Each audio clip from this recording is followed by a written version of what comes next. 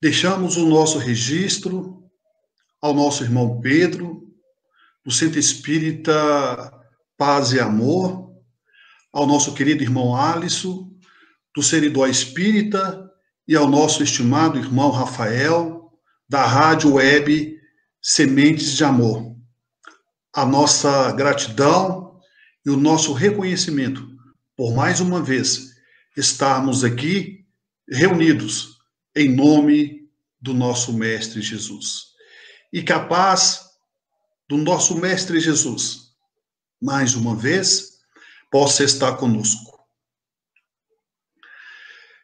Ibrahim Ben Azor, o viajante cameleiro, amigo comensal do apóstolo Simão Pedro, em um determinado período da sua vida, despertou nesse viajante cameleiro, Ibrahim Ben Azor, a vontade, ao mesmo tempo, curiosidade de conhecer o Mestre Jesus.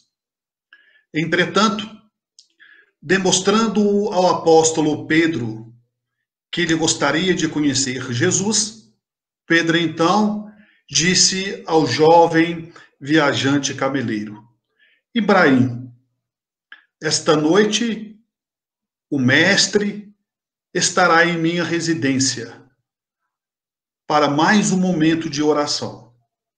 Se quiseres, é o meu convidado. E o jovem cameleiro, ansioso, cheio de expectativa, aceitou a proposta e o convite do apóstolo Pedro. A noite caiu e Ibrahim Ben Azor adentrou a residência acanhada do apóstolo Pedro. Percebeu que todos, inclusive o Mestre Jesus, sentado ao chão, falava acerca da boa nova, da mensagem renovadora de paz, de amor, de misericórdia, de perdão. O viajante, então, sentou-se ao lado de Jesus e ficou atentamente vendo Jesus falar acerca do Evangelho, da nova era. Ao término da fala do Mestre Jesus, o viajante cameleiro Ibrahim Ben Azor arriscou sua primeira pergunta. Mestre, digamos que eu venha aceitar essa sua filosofia de vida, mas, para isso, o que é preciso eu fazer? Jesus, respondendo-lhe, disse ao viajante cameleiro Ibrahim Ben Azor: perdoarás, trabalharás, servindo e amparando o teu próximo. Ibrahim Ben Azor fez uma pequena pausa e arriscou então a segunda pergunta. Mestre, hipoteticamente, digamos que aceitei então a sua filosofia, a boa nova, e se porventura, depois de ter aceitado a mensagem renovadora de paz, de amor e de misericórdia, mas se adentrarem irmãos menos felizes, irmãos larápios, e roubar o meu tesouro, os meus pertences, o meu dinheiro, as minhas joias, como devo reagir diante desse acontecimento? Jesus, solícito, respondendo o viajante, disse: perdoarás, trabalharás, servindo e amparando o teu próximo. Mestre, então eu aceitei a sua mensagem renovadora de paz, de misericórdia, e depois então adentrar a minha residência, roubar os meus pertences, o meu tesouro, o meu dinheiro, as minhas joias. E se depois disso, mestre, esses mesmos irmãos larápios, infelizes, digamos que matem a minha única filha, como devo reagir diante desse ato cruel e brutal? Jesus, de forma sábia, embora com as mesmas palavras, respondendo-lhe, disse: perdoarás, trabalharás, servindo e amparando o teu próximo. Mestre, digamos que eu venha praticando os seus ensinamentos, roubaram os meus pertences, o meu tesouro, o meu dinheiro, as minhas joias, a minha fortuna, mataram a minha única filha. E se depois disso, Jesus? Perguntou o viajante cameleiro. E se depois disso tirarem a vida da minha querida companheira e fiel amada? Como devo proceder? Como devo agir? Jesus, mais uma vez, de forma notável, precisa, respondeu o viajante cameleiro Ibrahim Ben-Azur. Perdoarás, trabalharás, servindo e amparando teu próximo. O viajante fez uma pequena pausa, como não tivesse satisfeito com a argumentação e recebido como resposta as mesmas palavras, arriscou mais uma pergunta. Mestre, então eu aceito a sua mensagem renovadora, a sua mensagem do Evangelho. Irmãos larápios, adentro a minha residência, rouba os meus pertences, o meu tesouro, as minhas joias, depois mata a minha única filha, e depois tira a vida da minha esposa fiel e estimada companheira.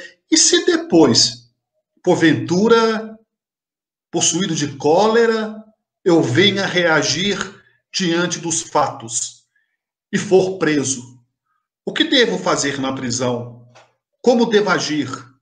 Jesus, então, respondendo, disse, perdoarás, trabalharás, servindo e amparando o teu próximo.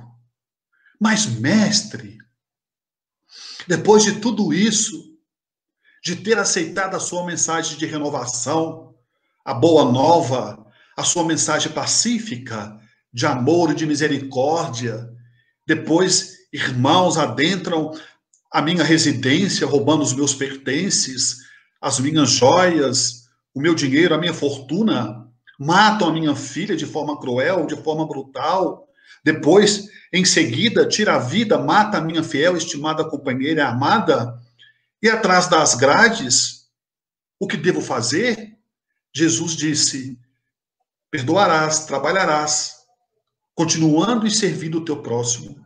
E se depois disso, Mestre Jesus? E se me matarem? E se tirarem a minha vida na prisão? Como devo reagir?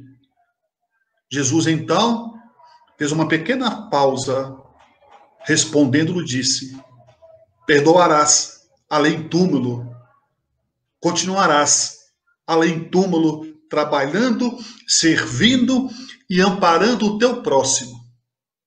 O viajante, então, naquele momento, fez uma longa pausa, como tivesse a se perguntar, e perguntou a Jesus. Foi sua última pergunta. E ele pergunta, então, ao Mestre Jesus, Mestre, aceitei a sua filosofia de vida, seguindo os seus ensinamentos, adentraram a minha residência, roubaram os meus pertences, o meu tesouro, as minhas joias, mataram a minha filha, a minha fiel estimada companheira. Fui presa ao reagir a esses momentos tenebrosos. Atrás das grades continuei servindo, amparando e perdoando o meu semelhante. Me mataram e continuei, Jesus, além túmulo, servindo, amparando e perdoando o meu semelhante. Gostaria de saber de vós, depois de tudo isso cumprido, gostaria de saber, Jesus, qual lugar de destaque terei nos céus. Jesus, olhando para o viajante cameleiro Ibrahim Ben-Azur, com seus olhos translúcidos, respondendo-lhe, disse, meu filho, depois do dever fielmente cumprido, desde o grão de areia até as estrelas mais distantes, você será mais um servidor. Ibrahim Ben Azor levantou carrancudo, como tivesse recebido uma grave ofensa, olhou para o apóstolo Pedro e perguntou: é esse o mestre Jesus?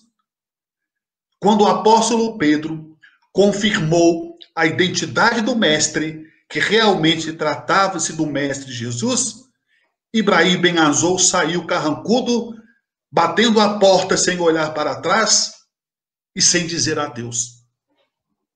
A proposta, caríssimos irmãos, estimadas irmãs e queridos internautas, que trazemos esta noite, o Espírito, o papel nosso na regeneração, na mudança, no processo de construção, no processo de reforma, não é uma tarefa fácil. Como Ibrahim Ben Azor achou extremamente difícil, ou quase impossível, porque, na verdade, a mudança de regeneração, o nosso papel, ela começa, não é nas escrituras, ela começa não no rótulo da religião, mas sim dentro de cada um de nós. Tal é que Allan Kardec nos diz, o codificador da doutrina espírita, que o verdadeiro espírita é aquele que se esforça para dominar suas má tendências. O verdadeiro espírita é aquele que se esforça para controlar suas má tendências. Este é o verdadeiro espírita, conforme nos traz o codificador Allan Kardec. Chegamos à conclusão que todos nós, depois de ouvirmos essa frase, chegamos à conclusão que todos nós, de uma certa forma ou de outra, somos portadores de má tendências. Má tendências essas que trazemos de vidas passadas e reflete na existência atual, no nosso corpo somático, imprimindo-se as nossas tendências, as nossas inclinações, sejam elas negativas ou positivas. O apóstolo Paulo já dizia: meu Deus, meu Deus, meu Deus, por quê? O bem que eu tanto quero fazer, eu não consigo. Mas o mal que eu não quero fazer, eu faço a todo instante, dizia o apóstolo Paulo. Meu Deus, por que o bem que eu tanto quero fazer, eu não consigo? Mas o mal que eu não quero fazer, eu faço a todo instante. Porque, na verdade, caríssimos irmãos, estimadas irmãs e queridos internautas, o maior adversário da nossa evolução, o maior adversário da doutrina espírita, o maior adversário da Igreja Católica Apostólica Romana, o maior adversário da Igreja Batista da Floresta, da Igreja Evangélica, dos nossos irmãos muçulmanos, somos nós mesmos. São as nossas mazelas, são as nossas imperfeições. Se não educarmos as nossas inclinações, se não buscarmos o esforço, o trabalho para controlar os nossos ímpetos, seremos uma pessoa extremamente desajustadas, causando desconforto nas pessoas que nos cercam, causando desconforto na família, no trabalho, na profissão, na religião.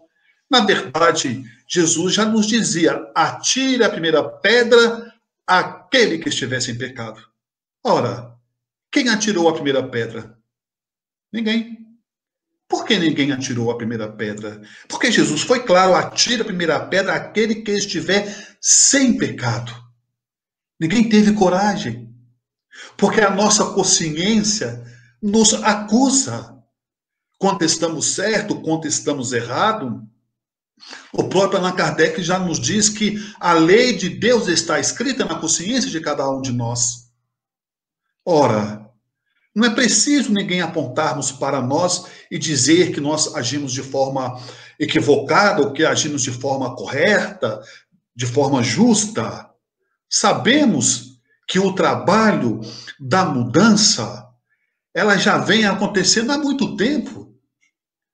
E às vezes passa despercebido em todos nós. Imaginemos, caríssimos irmãos, estimadas irmãs, eu vi de uma família espírita, kardecista, e diga-se de passagem, é bom ressaltar que não é privilégio para ninguém, porque o fato de nascermos, eu, os meus irmãos, em um berço espírita, é necessário que eu construa um novo homem dentro de mim. Se eu nascesse em berço católico, também seria necessário que eu construísse um novo homem dentro de mim. Se eu nascesse no segmento evangélico, também seria necessário que eu construísse um novo homem dentro de mim. Então, o esforço, o trabalho é individual. A ação pode ser coletiva, mas a verdadeira luta, o verdadeiro esforço está dentro de cada um de nós. E não é uma tarefa fácil, mas não é impossível. Nós já melhoramos muito e podemos melhorar cada vez mais. Olha o salto que nós demos. Nós estamos no mundo de provas e expiações. Reencarnações. Milênios atrás estávamos no mundo primitivo. Éramos canibais, olho por olho e dente por dente. Hoje nós temos a lei, não só a lei de Deus, que está escrita na consciência de cada um de nós, mas nós temos as leis dos homens. Ora, se o cidadão não cumpre a lei dos homens, aí o problema é com ele, as consequências ele irá arcar, é o processo natural de ação e reação. O semáforo, segundo a lei do trânsito, me diz que o sinal vermelho eu tenho que parar. Mas eu tenho livre-arbítrio. Eu não sou obrigado a nada. Mas eu sei que eu ultrapassar o semáforo vermelho, eu estou cometendo uma infração. E a reação dessa ação será uma penalidade, uma multa de trânsito, uma notificação que estará gerando um custo para eu poder arcar com essa despesa de ter cometido uma infração diante da lei dos homens, especificamente da lei do trânsito. E a lei de Deus? Ela nos cobra também, de uma certa forma ou de outra, mais cedo ou mais tarde, no processo natural de causa e efeito.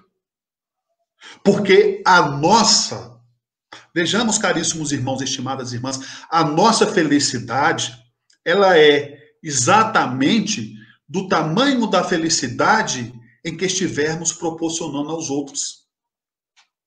A nossa infelicidade, ela será exatamente também do tamanho da infelicidade em que estivermos proporcionando aos outros.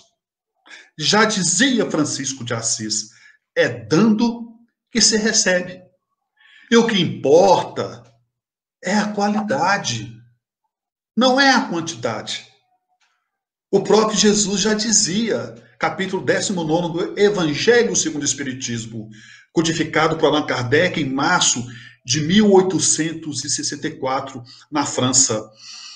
Nem todos que dizem Senhor, Senhor, entrarão no reino dos céus.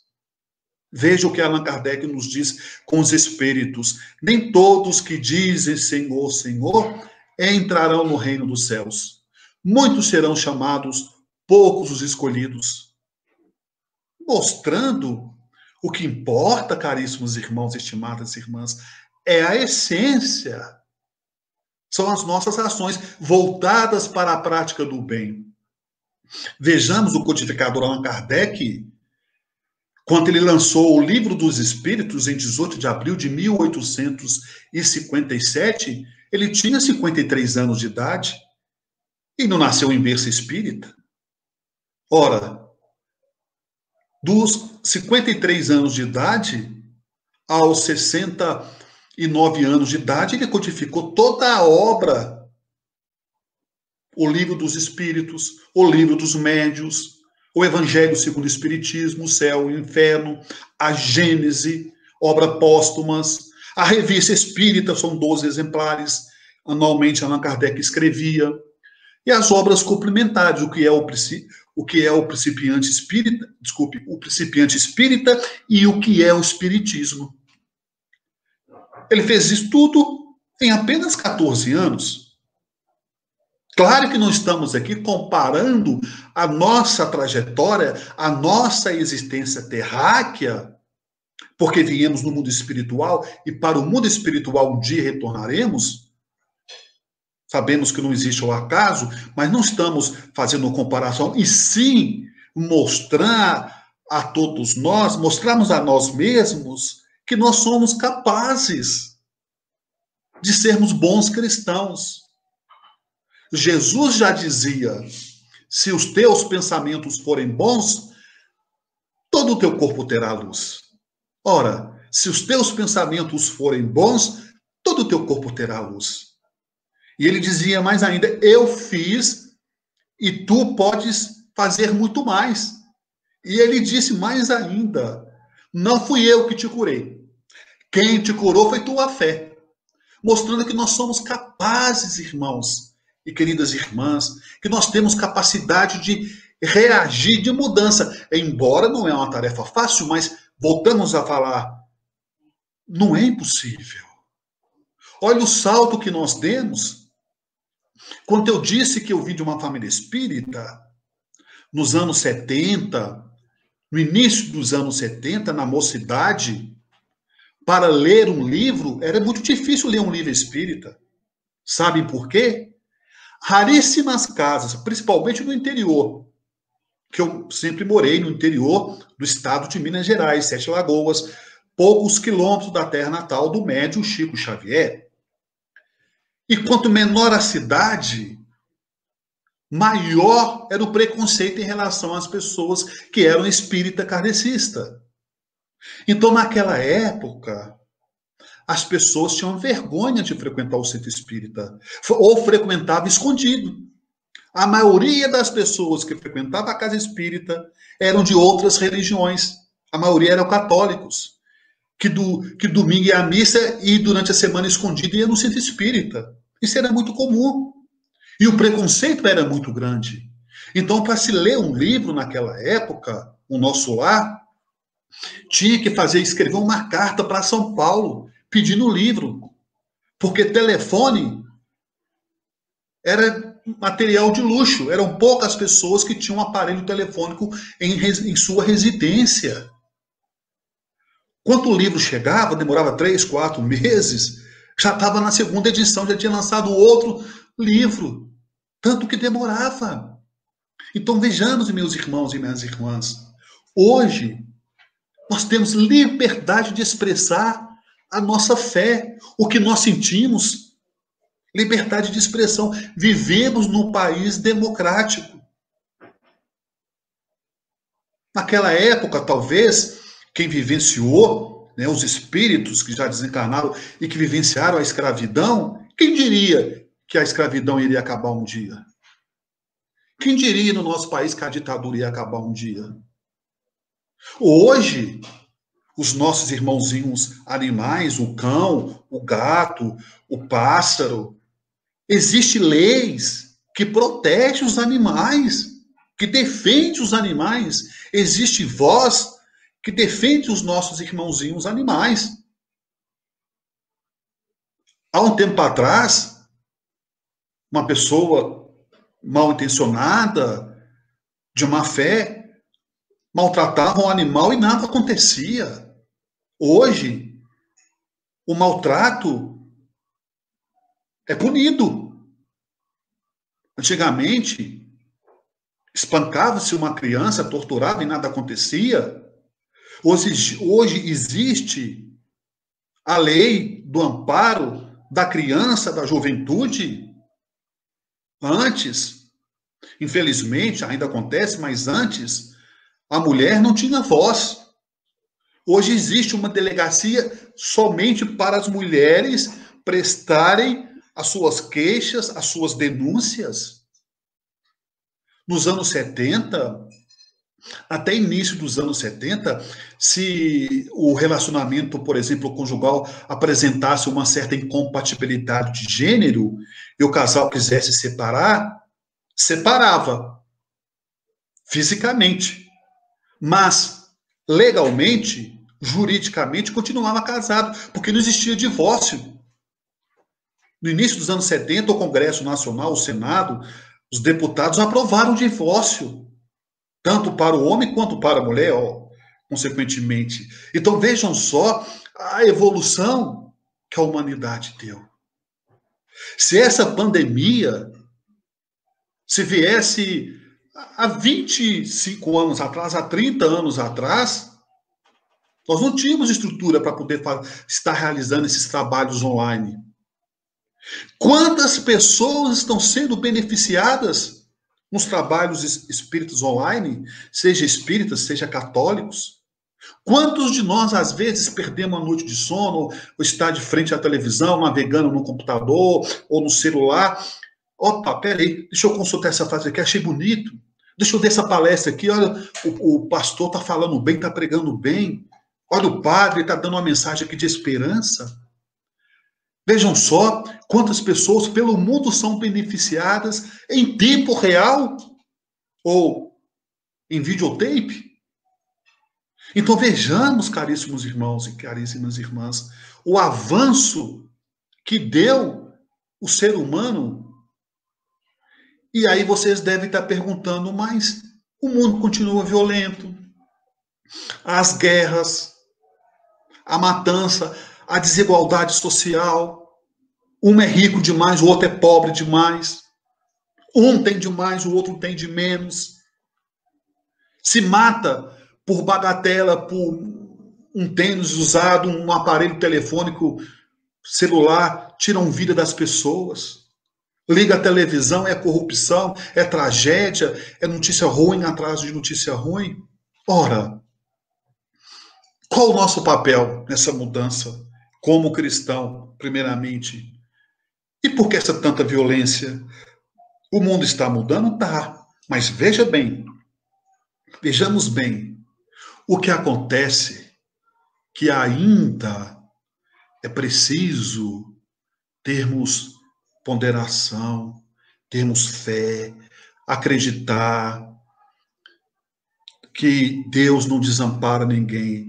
O que acontece que ainda respinga em todos nós a violência, a desigualdade, a corrupção, porque hoje nós recebemos muitas informações, todos nós.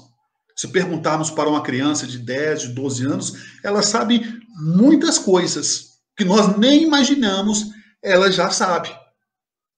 Sexualidade, política. Por quê? Porque a internet está aí. A tecnologia vem nos dar esse conforto através das informações. Então, hoje, todo mundo sabe de tudo. Nada fica escondido. Se acontece uma tragédia aqui agora, daqui 1 minuto, 5 minutos, o mundo todo está sabendo, está no ar. E antigamente não era assim. Mas o que está acontecendo? As pessoas estão buscando cada vez mais informação. Cada vez mais nós estamos alimentando informações, acima de informações, informações, informações. E, às vezes, estamos esquecendo, nos esquivando-se de nos evangelizarmos. Estamos nos esquivando-se de nos evangelizarmos.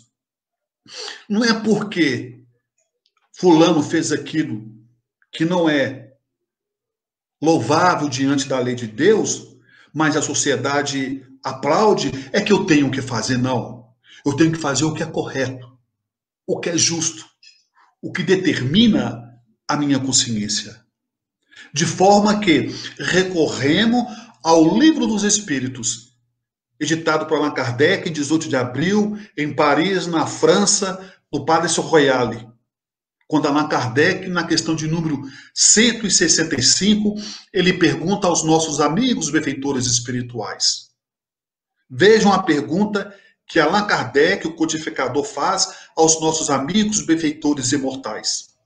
Se o conhecimento da doutrina espírita irá nos ajudarmos quando chegarmos no mundo espiritual? Que pergunta notável de Allan Kardec. Se o conhecimento espírita irá nos ajudar quando chegarmos no mundo espiritual. O que vocês acham? E os espíritos respondem à questão 165 ao codificador Allan Kardec. Irá nos ajudar muito, mas só terá efeito se tivermos com os corações voltados para a prática do bem e a pureza da consciência tranquila.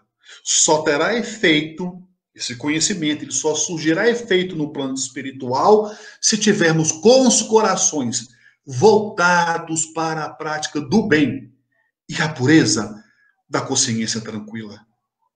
Os espíritos não cometeram o equívoco em dizer só terá efeito se tivermos com os corações voltados para a doutrina espírita, ou só terá efeito se tivermos com os corações voltados para a Igreja Católica Romana Apostólica, ou só terá efeito se tivermos com os corações voltados para a Igreja Evangélica. Não. Só terá efeito se tivermos com os corações voltados para a prática do bem.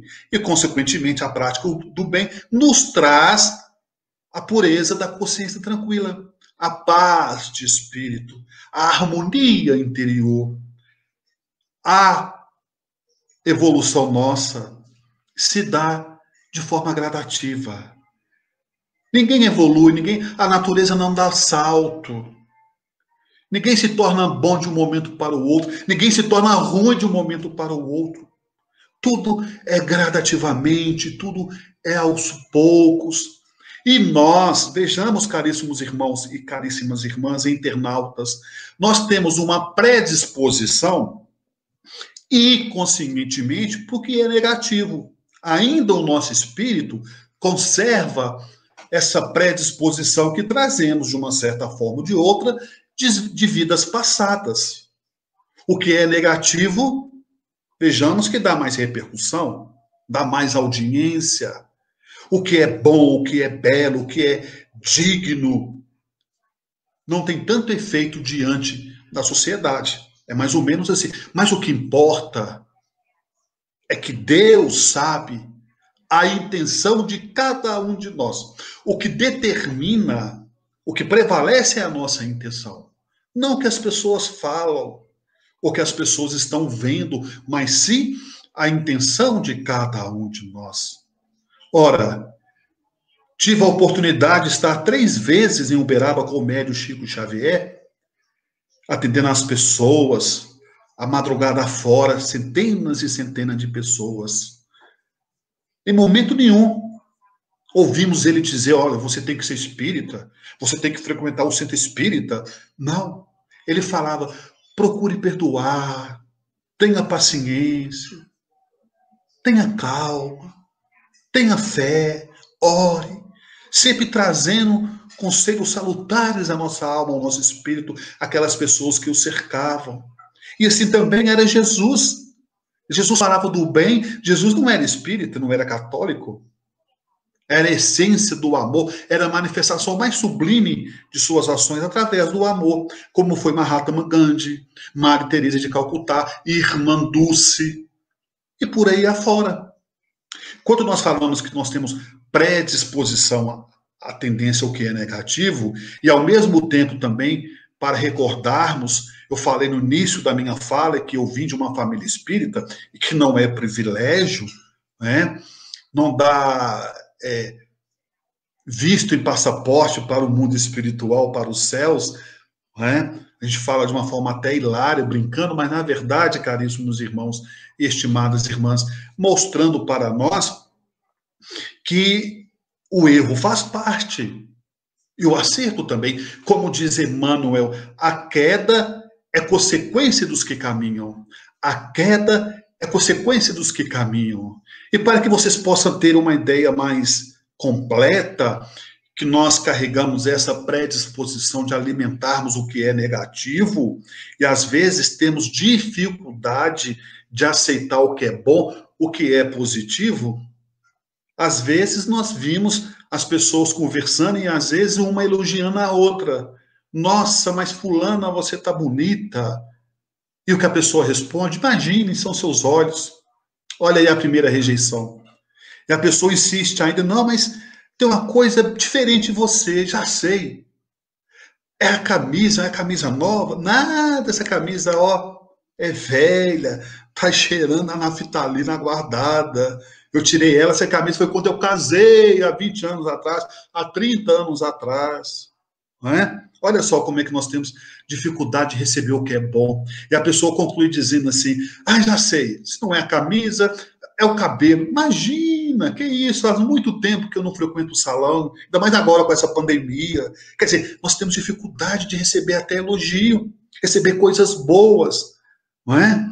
Então veja só, meus irmãos e minhas irmãs, para que possamos e continuarmos entendendo de forma mais completa, de forma mais precisa, eu recordo-me, véspera de Natal, 24 de dezembro, há uns 10 anos atrás, eu estava indo para o trabalho e nessa ocasião eu trabalhava em um órgão público do governo federal aqui no estado de Minas Gerais. Eu estava indo para o trabalho e nesse dia nós íamos encerrar o expediente mais cedo, porque ia haver a nossa confraternização, ia haver um almoço, um amigo oculto, e íamos ter só 2 horas de trabalho, de forma que nós íamos entrar no órgão 8 horas da manhã, e às 10 horas nós íamos retirar do órgão, às 10 da manhã, e íamos para a nossa confraternização. Em síntese, seria só 2 horas de expediente. 2 horas de expediente. Eu fui tranquilo, né, para o trabalho, levando meu presente para fazer a troca do amigo oculto, dos colegas de trabalho. Eu sentei na minha sala, né, na minha mesa, liguei o ar-condicionado, liguei o computador, pus uma música clássica, adoro trabalhar com música, pus uma música clássica e pensei, olha o que é o pensamento, pensei, hoje não é dia de problema. Hoje não é dia de problema. Eu pensei, não vou nem abrir minha caixa postal. Não vou nem abrir os meus e-mails, vai que depois eu abro e-mail e tem problema para resolver. Vou deixar para segunda-feira, porque era dia 24, era uma sexta-feira, íamos, né, sábado, domingo, depois retornaríamos só na segunda-feira. Então eu pensei, não vou nem abrir o e-mail. Mas nós temos um fator predominante, todos nós temos nesses momentos, se chama consciência. Eu pensei, puxa, são 2 horas de trabalho, eu vou ficar aqui olhando para a tela do computador sem fazer nada, esperando dar o horário para depois irmos para o almoço fraterno, para a confraternização. Não, eu não sou pago para isso. Não que eu seja melhor que os outros, mas eu pensei, pelo menos trabalhando a hora passa mais rápido. Quando eu abri a caixa postal, eu vejo a primeira mensagem, a única mensagem do dia, a primeira mensagem, em negrito e em vermelho, urgente. Quando eu olhei o título, não cheguei a abrir a mensagem, só olhei o título escrito assim, urgente em vermelho. Pensei, meu Deus do céu, não acredito. Para que eu fui inventar ver se tinha e-mail? Não vou abrir. Sabem por quê? Eu não queria abrir? Porque pelo nome urgente, não é só pelo nome urgente, pelo o remetente que mandou a mensagem eletrônica, era uma empresa que deu problema o ano todo. E na véspera de Natal eu pensei, não, eu vou deixar, como diz na gíria, esse abacaxi para segunda-feira. Não vou abrir esse e-mail de jeito nenhum, ainda mais escrito urgente. E deixei quieto lá. Só. E a curiosidade. Não sei, dizem as más línguas por aí que mulher é curiosa, mas homem também é. Pelo menos eu sou. E eu pensei, abre ou não abre? Abre ou não abre? Eu olhava aqui, quando eu olhava aquilo escrito urgente, eu pensava, não vou abrir não. Essa empresa me deu dor de cabeça o ano inteiro. Agora, dia 24, véspera de Natal, faltando poucos minutos para me entrar para a confraternização, ainda escreve urgente, mas não vou abrir mesmo. E fiquei aquilo remoendo dentro de mim, aquele sentimento de ansiedade, de angústia, uma coisa terrível. Aí eu pensei, não, eu vou abrir. Ora, temos que encarar o problema de frente, não de lado. Eu peguei e criei coragem. Respirei fundo, quando eu cliquei, um belo cartão de Natal. Feliz Natal e próspero Ano Novo. É o que desejamos a todos da empresa tal, tal, tal, tal. Olha para vocês verem.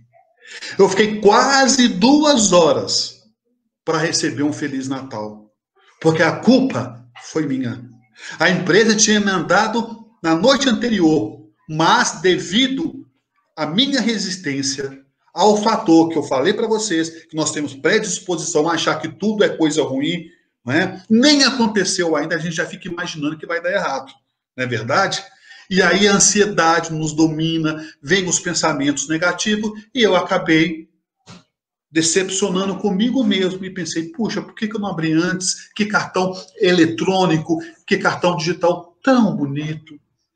A vida, meus irmãos e minhas irmãs, é um sopro, passa tão rápido que não devemos ficar presos a bagatelas, às coisas pequenas.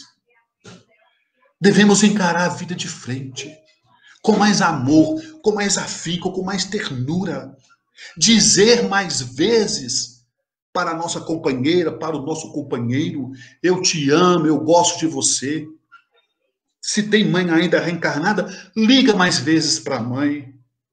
Nessa época de pandemia, põe a máscara, passa o álcool gel na mão e fala, eu vim te ver, fazer uma visita para a mãe. Mesmo que seja distante, mesmo que não me abrace. Mãe é uma só, enquanto nós estamos aqui. Vamos ter outras mães em outras encarnações. Que procuremos amar mais os nossos pais. Ter respeito, ética, bom senso para com os nossos vizinhos, com os nossos colegas de trabalho. É esse amor simples, genuíno, é que está faltando na humanidade. É isso e muito mais. Devemos colocar para fora o bem e deixarmos para trás o homem velho, aquele homem ranzino, cinzento, mal-humorado. Porque a vida compensa viver. A vida vem nos ensinando a cada um de nós. Ante qualquer dificuldade, caríssimos irmãos, estimadas irmãs, não desanimem. Persistem mais um tanto, mesmo varando a sombra dos próprios erros. Ante qualquer dificuldade, não entregue os pontos, cultive na perseverança da oração, mesmo ainda sabendo que estamos num mundo de prova e de expiação. Ante os pesares da vida, observa a alma querida, a dor que ilumina a vida. Sob as provas tais quais são, a terra é uma grande escola de que temos usufruto, lembrando enorme instituto de trabalho e de elevação. Nascemos e renascemos atendendo às leis concessas, conforme as lições precisas que temos nos para dar, no serviço que nos cabe bem, aquele com quem vivemos, jaz em ponto supremo do nosso próprio lugar. Nas tarefas em que estejas, cumpre o dever que te assiste. Se a vida parece triste, não te queixes de ninguém. Cada pessoa na terra, intimamente é chamada a servir de estrada a estrada para a vitória do bem. O homem robusto e moço que administra a riqueza traz por suas vezes rude e acesa a fogueira da aflição. A mulher que exibe ao colo joias em forma de luzes, às vezes tem muitas cruzes por dentro do coração. Nunca censures, trabalhe, crê, auxilias e não temas, cada qual guarda problemas em forma de sombra e de dor. Quem mais serve e mais perdoa é aquele que se renova, vencendo de prova em prova na grande escola do amor. Que assim seja, Senhor.